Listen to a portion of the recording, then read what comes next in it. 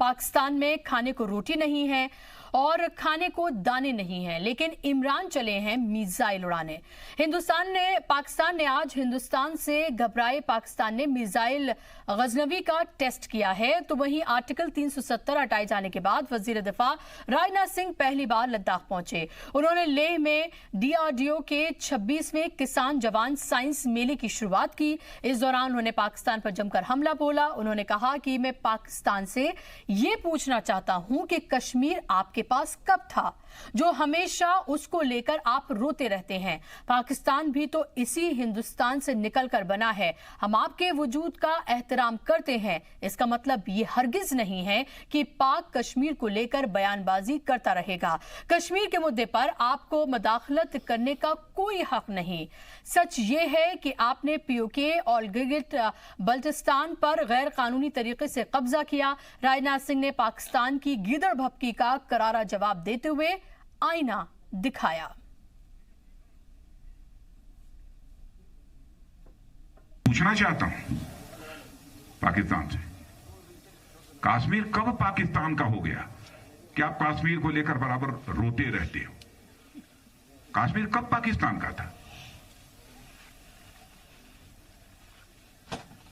अरे भाई, पहले तो जो आज पाकिस्तान बना है वो तो भारत का ही हिस्सा था। किस बात को लेकर आपको आपत्ति है? क्यों अनावश्यक रोते हैं? आप पाकिस्तान बन गया तो हम आपके वजूद का सम्मान करते हैं। इसका मतलब यह नहीं है कि जो मन में आए वो आप बोलते रहें और जानबूझकर बड़े प्लान्ड वे में कश्मीर के सवाल पर बराबर बयानबाजी करते रहें। दुनिया का कोई देश इसकी इजाजत आपको नहीं देगा।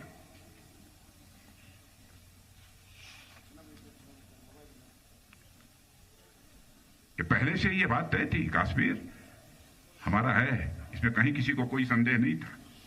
बातें कश्मीर को लेकर पाकिस्तान के द्वारा की जाती हैं। हाँ, गिलगिट बाल्टिस्तान, POK, पाकिस्तान पर यह सब तो जहां तक है वो सब भारत के ही हिस्से हैं। 94 में हमारी पार्लियामेंट में एक रेजोल्यूशन भी किया है इसके बारे में। तो राजनाथ सिंह को आपने सुना। राजनाथ सिंह ने खरी खरी सुना दी है पाकिस्तान को। ये कहा है कि भाई कश्मीर कब था हम आपका, जो आप लगातार कश्मीर का राग अलापते हैं। वो हमेशा से हिंदुस्तान का ही हिस्सा था, है और रहेगा। बल्कि POK और गिलगिट बल्टिस्तान जो है वो आपने गैर कानूनी तरीके से उसको हथियाया, अब वो भी हम वापस लेकर रहेंगे। तो एक तरह से इंतबाह दे दिया है राजनाथ सिंह ने, हिंदुस्तान ने पाकिस्तान को, और ये बता दिया है कि कश्मीर का तो राग अलापना आप भूल जाइए। POK अब बचाइए साहब, क्योंकि वो भी जल्द अब हिंदुस्तान में शामिल होने जा रहा है। इस पर बात करने के लिए खास मेहमानों का पैनल मेरे साथ जुड़ गया। इनका तारुफ मैं आपसे कराना चाहूंगी।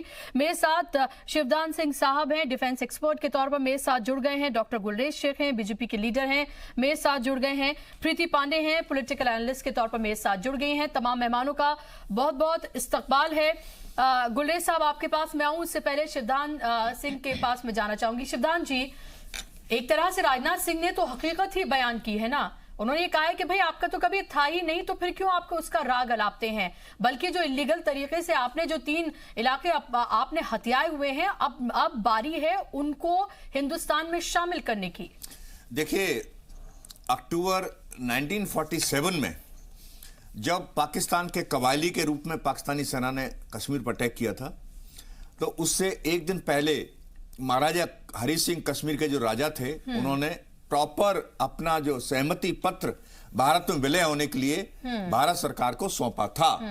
और अंग्रेजों ने यह तय किया था कि जो उसका रूलर होगा उस स्टेट का, वो तय करेगा किस साइड में, या पाकिस्तान में जाना है या इंडिया में जाना है। क्योंकि उस वक्त इंडिया में 544 रियासतें थीं कि जिन्हें या तो पाकिस्तान में मिलना था या हिंदुस्तान में मिलना था जी।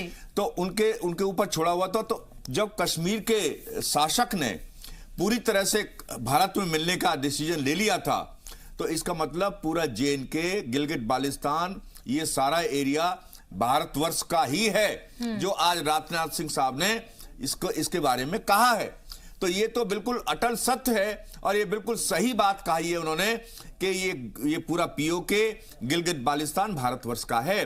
तो पाकिस्तान की बार बार ये बातें करना कश्मीर के बारे में, पीओके के बारे में और एरियाज के बारे में, वो बिल्कुल एक तरह से पाकिस्तान की एक गैर कानूनी और नियम के विरुद्ध बात है। जी डॉक्टर गुलरेज, मुझे बताइए कि यहाँ कह तो दिया गया है राजनाथ सिंह की तरफ से और ये कहा है कि कश्मीर पर आप राग अलापना अब आप छोड़ दें, कश्मीर तो आपका कभी था ही नहीं, तो फिर आप क्यों रोते फिरते हैं। पीओके और गिलगित बल्तिस्तान की भी इन्होंने बात की है।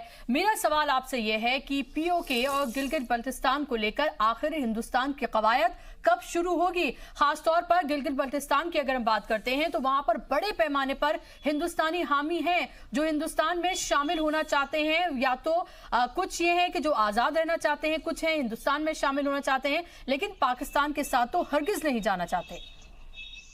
नहीं, बिल्कुल सही कहा राजनाथ सिंह जी ने। और जो प्रश्न अभी आप हमसे कर रहे हैं कि हिंदुस्तान कब करेगा और क्या करेगा, इसी प्रकार का प्रश्न अनुच्छेद 370 के विषय में भारतीय जनता पार्टी से लगातार पूछा जाता था।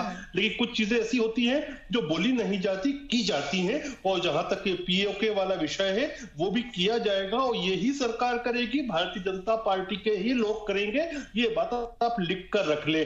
और जहां तक विषय राजनाथ सिंह जी ने जो कहा है, बिल्कुल उन्होंने 100% ट्रूथ कहा है। और ये केवल उन्हीं का मानस नहीं है, आप अंतरराष्ट्रीय समुदाय को भी देखें तो उनका भी मानस सेम है। 2017 में ब्रिटेन की पार्लियामेंट ने गिलगित बाल्टिस्तान के लिए जो रिजोल्यूशन पास किया था वो जनता को जानना चाहिए, उसने ब्रिटिश पार्लियामेंट ने पास किया। उन्होंने ये कहा था कि गिलगित बाल्टिस्तान पर पाकिस्तान का जो कब्जा है वह अवैध है, मॉरली और कॉन्स्टिट्यूशनली और लीगली ये भारत का अंग है। तो हम अब तो समय आ गया है कि हम जो बात करना है पीओके के विषय में करना है, गिलगित बाल्टिस्तान के विषय में करना है। लेकिन डॉक्टर गुलरेज ये बताइए कि जब कश्मीर का पाकिस्तान राग अलापता है और इंटरनेशनली वो जाकर झूठ बोलता है और ये कहता है कि भाई देखिए कश्मीर में किस तरह से हिंदुस्तान जो है वो जुल्म कर रहा है, वहां की हुकूमत जुल्म कर रही है, लेकिन असल में अगर देखा जाए, गिलगित बल्तिस्तान में अगर देखा जाए तो वाकई में वहां पर पाकिस्तान की तरफ से जुल्म हो रहा है। मुझे ये बताइए कि हिंदुस्तान हम क्यों नहीं जाकर इस तमाम मामले को इंटरनेशनली इतने जोर शोर से उठाते हैं ताकि वाकई में पाकिस्तान का जो ये चेहरा है उसको उजागर किया जा सके। देखिए, अब तो स्थितियां पलट गई हैं। बुशरा पहले लोग उनकी बात सुनते थे, अब तो अंतरराष्ट्रीय पटल पर भी पाकिस्तान कोई भाव नहीं देता। अब तो हम उल्टा ऑफेंसिव डिफेंस करते हैं और जो हमारे लोग हैं और हमको अधिकार है ऑफेंस करने का, क्योंकि जो पीओके है वह उसका एक एक कण, एक एक भूमिका, एक एक जरा हमारा है और वहां के लोग हमारे हैं। जब उन पर जुल्म होता है तो भारत आवाज नहीं, हर राजनयिक मंच पर हम इसके लिए वाणी को अपनी उठाते हैं और उठाते रहेंगे। दूसरी बात, एक और बात मैं बोलना चाहता हूं, पॉलिटिकल विषय है कि अभी तक पाकिस्तान के ऊपर पाकिस्तान की हिम्मत क्यों होती थी कश्मीर का राग आलापने की। देखिए, 1947 से पहले गांधी जी ने कहा था कि मेरी डेड बॉडी के ऊपर पाकिस्तान बनेगा। इसी प्रकार की बात कांग्रेस पार्टी के कुछ लोगों ने की थी, लेकिन कांग्रेस उस समय झुक गई थी। यदि कांग्रेस उस समय नहीं झुकती, देखिए महात्मा गांधी के विषय में मैं कैसा नहीं बोल रहा कुछ भी, लेकिन एक बात है कि उनको कांग्रेस का समर्थन प्राप्त नहीं हुआ। महात्मा गांधी कभी नहीं चाहते थे कि पाकिस्तान बने, लेकिन कांग्रेस पार्टी उनके साथ खड़ी नहीं रही। यदि कांग्रेस उनके साथ खड़ी रहती तो पाकिस्तान का नामो निशान आज नहीं होता। आपको मैं रोकना चाहूंगी गुले साहब, अभी हम आपको बता दें कि फॉरेन मिनिस्ट्री के जो स्पोक्स पर्सन हैं रवीश कुमार साहब, वो फिलहाल प्रेस कॉन्फ्रेंस कर रहे, सीधे आपको मिलिए, चलते हैं। And I will take this opportunity to highlight some of the important steps or important measures which he has announced. He announced that 50,000 vacancies will be filled up in government departments. There was an announcement of a minimum support price for the apple crop, and in this context it was mentioned that NAFED has agreed has committed 5,000 crores for procuring 50% of the apple production of the state. You are aware that the mobile phones have been opened in 10 districts of Jammu, 10 districts of Jammu, as well as in the entire revenue districts of Kupwara and Handwara in the Kashmir Valley. You are aware that the landlines have been operating in Jammu and Ladakh. We have announced a phased opening up of landlines in the valley. There are certain manual interventions which are required, and that is the reason why it may take some time. The government has also announced that it would ensure the preservation and protection of the heritage, language, and identity of the region. To take the democracy to the grassroots, it was also announced that the election to the block development councils would be completed by October. In terms of the restrictions which have been imposed and which people are talking about, out of 197 police stations, there are no daytime restrictions in 167. This is all over Jammu and Kashmir and Ladakh. If I talk about Kashmir, out of 111 police stations, there are no daytime restrictions in 81 out of 111 police stations. So if we take the overall figure, we are looking at 85% of the police stations without any daytime restrictions. On education, 3,000 primary schools and 1,000 middle schools, they are functional. Yesterday, the governor also announced that high schools would open very soon. Banking and ATM facilities are operating normally. I would also like to take this opportunity to, through the Jammu and Kashmir administration, to rebut some reports in the media about shortage of essential drugs. It is a false report. We have reports from different hospitals in the valley.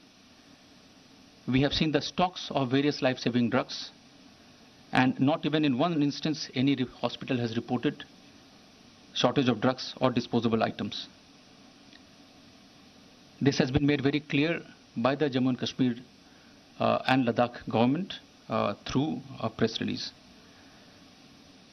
The local government is handling the situation with maturity and restraint. Not a single life has been lost. Not a single live bullet has been fired. The administration is putting all resources necessary to ensure that normalcy returns to the state as soon as possible.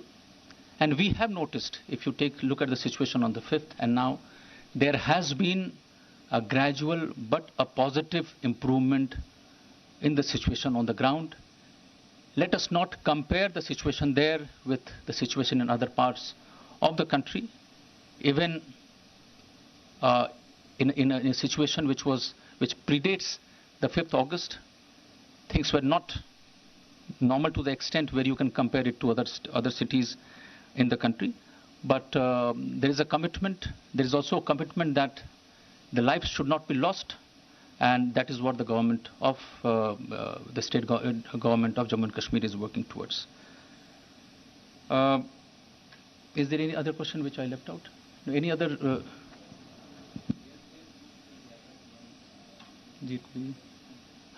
नहीं, देखिए उसमें ऐसा है, air space used by the Prime Minister, right?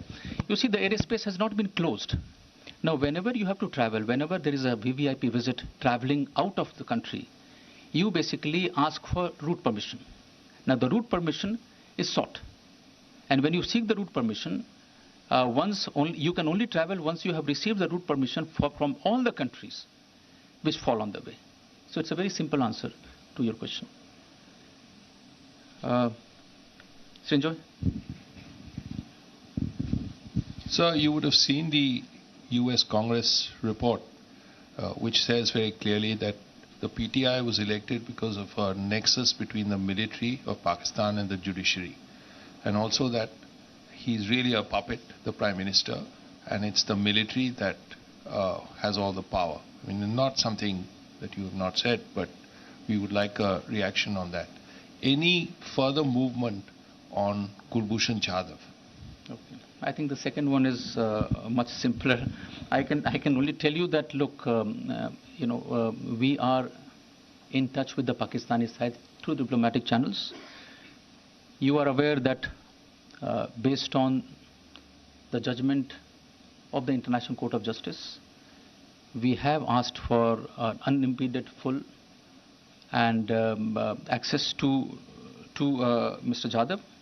And तो foreign ministry के spokes person Ravish Kumar को अभी आप सुन रहे थे और कश्मीर के हवाले से उन्होंने कहा कि हालात को नॉर्मल करने की पूरी कोशिश की जा रही है, लेकिन पाकिस्तान अपने प्रोपेगेंडे से बाज नहीं आ रहा है। वो वहां पर माहौल खराब करना चाहता है, जिहाद को वहां पर बढ़ावा देना चाहता है। उन्होंने कहा कि 5 अगस्त से पहले की भी अगर हम बात करते हैं तो अभी वहां पर एज कम्पेयर टू मुल्क के तमाम हिस्सों से हालात वहां उतने नॉर्मल नहीं थे और अब नॉर्मल होने में थोड़ा वक्त जरूर लगेगा। लेकिन ये भी साथ साथ कहा गया कि तब से अब तक एक भी जान नहीं गई है और एक भी बुलेट फायर नहीं की गई है और लगातार ये कोशिशें जारी हैं कि किस तरह से हालात को नॉर्मल किया जाए।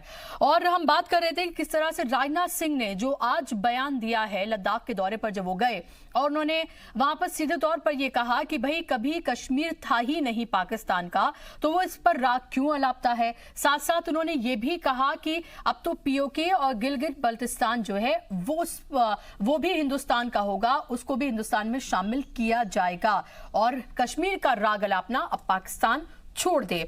लगातार हम इस पर बात कर रहे हैं प्रीति पांडे जी, लेकिन सवाल यह उठता है कि हम ये बात बार बार कहते हैं और जब से दफा 370 और 35 से वहां से हटी है उसके बाद लगातार हमारी तरफ से ये कहा जा रहा है कि अब आप कश्मीर का राग अलापना छोड़ दें और अब आप पीओके की आप खबर लें क्योंकि जल्द वो भी हिंदुस्तान में शामिल हो जाएगा। मेरा सवाल आपसे यह है, पीओके की बात करें, गिलगित बल्तिस्तान की हम बात करें, वहां पर इस सबको पता है कि पाकिस्तान की तरफ से किस तरह के वहां की आवाम के जो राइट्स हैं उन्हें दबाया जाता है, वहां पर जुल्म सितम किया जाता है।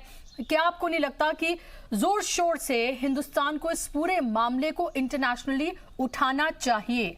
बुशरा जी देखिए, धारा 370 अनुच्छेद 370 हटने के बाद पाकिस्तान की जो बौखलाहट है वो इसलिए है क्योंकि भारत का जो 1,22,000 हेक्टेयर जमीन का हिस्सा जो पीओके में है, जो एक्चुअली भारत का हिस्सा था, है और हमेशा रहेगा।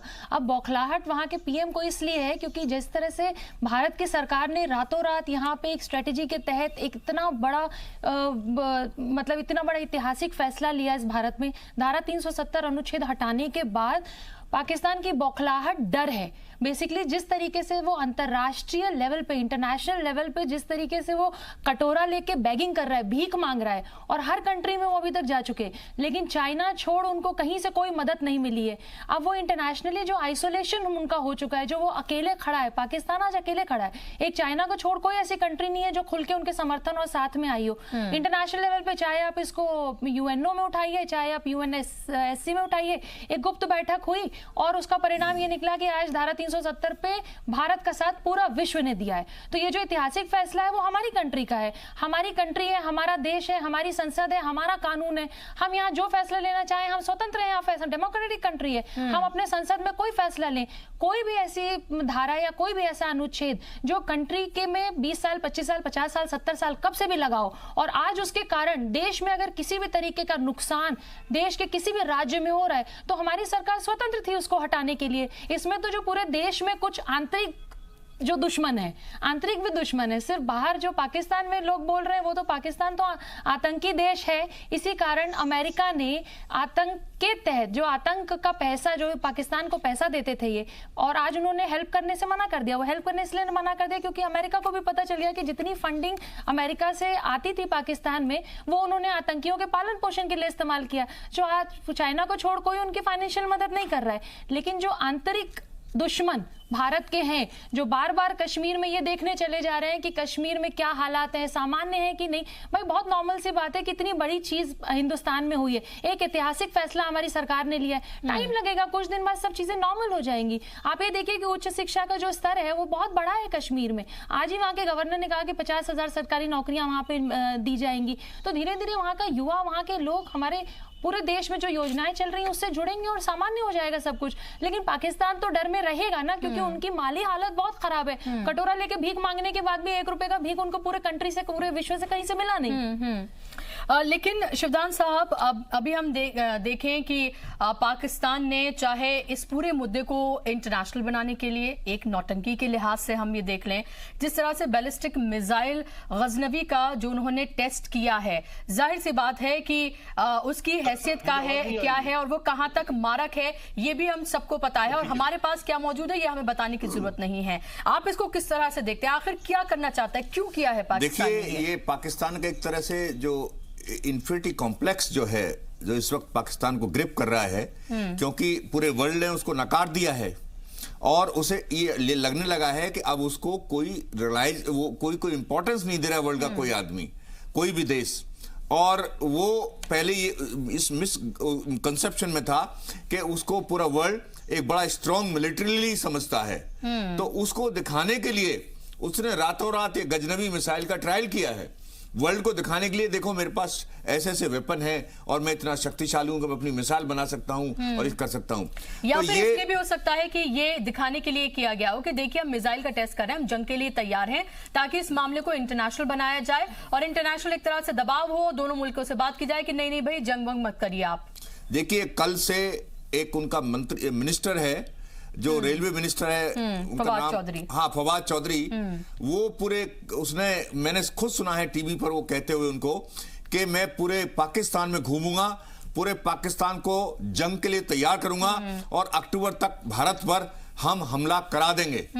तो इस प्रकार की उसके जो स्टेटमेंट को सपोर्ट करने के लिए, उसको ये दिखाने के लिए कि उस स्टेटमेंट में वाकई सच्चाई है, पाकिस्तान ने गजनवी मिसाइल का ट्रायल करके अपनी शक्ति प्रदर्शन करने की कोशिश की है, जो उन्हें कल किया है।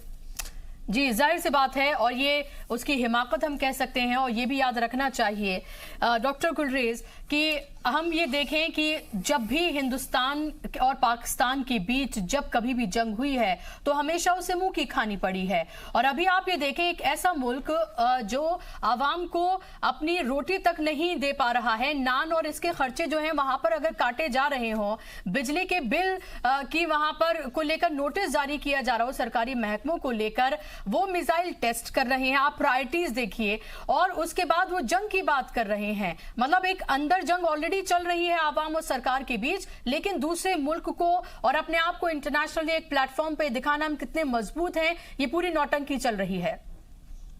देखिए बुशरा, इसके दो पार्ट हैं। एक तो इतने समय तक 1947 से लेकर 2019 तक क्यों इनकी हिम्मत होती थी कि ये कश्मीर का राग अलापते रहते थे, और अब क्यों ये नहीं अलाप पाएंगे? क्या था कि जो गांधी जी के समय की, मैं उस समय बात रुक गई थी बीच पे क्योंकि विदेश मंत्रालय की बैठक आ रही थी। गांधी जी ने स्पष्ट कहा था कि मेरी लाश के ऊपर पाकिस्तान बनेगा। वो पाकिस्तान बनने देने के बिल्कुल फेवर में नहीं थे, लेकिन कांग्रेस पार्टी की जो सरकार बनी और उसके पहले जो कांग्रेस संगठन था उससे उनको समर्थन नहीं मिला।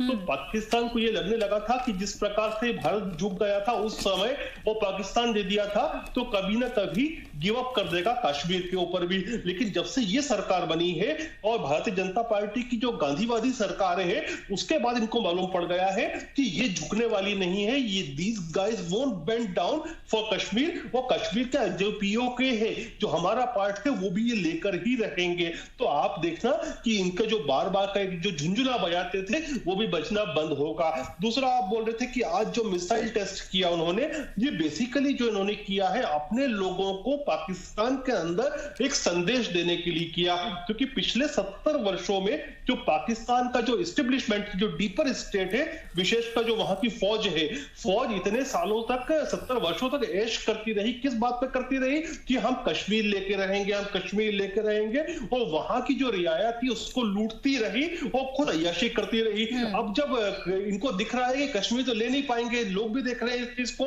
तो लोग ऑटोमेटिकली उनकी फौज को बोलेंगे कि अब आप जंग लड़े। और जंग लड़ने का मतलब है पाकिस्तान की आर्मी अपने आप का डेथ वारंट साइन कर दे, तो वो कभी करने वाली नहीं है। तो लोगों का दिमाग डाइवर्ट करने के लिए कि we are getting prepared for the war, इन्होंने एक ये कृत्य किया है। खैर, मिसाइल 10 मिसाइल वो टेस्ट कर ले, वो उनका आंतरिक विषय है। हालांकि हमको केवल जो तकलीफ है उस मिसाइल के नाम से तकलीफ है, एज अ मुस्लिम भी तकलीफ है, क्योंकि इस खित्ते की, मैं केवल भारत की बात नहीं कर रहा, इस पूरे खित्ते के मुसलमानों के जो हीरो हैं वो है निजामुद्दीन औलिया है, वो गरीब नवाज है, वो बुल्ले शाह है, न कि गजनी है या गौरी है। हमको केवल उनके मिसाइल से कोई समस्या नहीं, उनका इंटरनल मैटर है, करते रहे, लेकिन जो ये नाम रखा है ना, ये मुसलमानों के नाम पे धब्बा है। बिल्कुल। और एक तरह से ये दिखाने की कोशिश की गई है कि देखिए, अगर आप कुछ भी करने की फिराक में है या कश्मीर को लेकर अगर ये मामला इंटरनेशनल नहीं बनता तो पाकिस्तान किस तरह से और क्या कुछ कर सकता है। एक तरह की गीदड़ भपकी ही ये उसकी नजर आ रही है। नहीं हो तो उनके खुद के लोगों को संभालने के लिए, उनको मैसेज देने के लिए है कि हम तैयारी कर रहे हैं, ताकि लोग नहीं बोले कि आप लड़ो, क्योंकि वो जानते हैं, उनकी फौज जानती है कि डेथ वारंट साइन कर देगी अपने आप का लड़ाई कर रहे हैं। बिल्कुल।